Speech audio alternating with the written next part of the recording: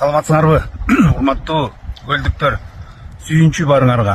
Ушундай көлдүн жээгине келсем, Green City'de, жаңы пляжда. Ушундай көлдүн жээги толтура малек болуп кетиптир. Бул айланайын бир билбейм канча жыл биз баягы көлдүн жээгинде эле толуп өстүк, бирок ушунча балыкты биз көргөн эмеспиз. Ушунча малекторду бир 40-50 жыл деп эле коеюн. Азыр бул жерде бир баягы эски орус абышкан менен сүйлөшсөм, вообще эч ким көрбөптүр да мындайды. Мынча көп скопление балыкты.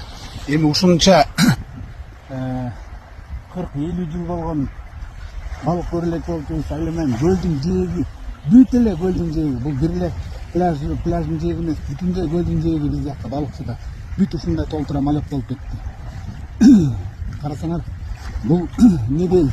Бул жакшы жашаган болот экен да, бул көлдө балык көбөйсө бир чоң жакшылыктар Кыргызстан үчүн, ысык көлүбүз үчүн чоң бир жакшылыктарды алып келет деп.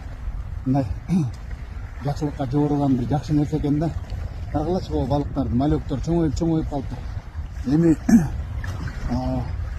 ушул балыктарга көлгө мораторий киргизген биздин президентибиз Садыр Нуркожоевичка чоң рахмат. Ишине ийгилик өмүрлүү болсун. Мындай көрүнүштү айтып атпаймынбы, 40-50 жылдан бери. Вообще эле эч ким көрбөсө керек мындай. Баягы илгери көрчүбүз немат менен баягы балыктар тартып атканда ушундай кара болуп чыгып калчу балыктар.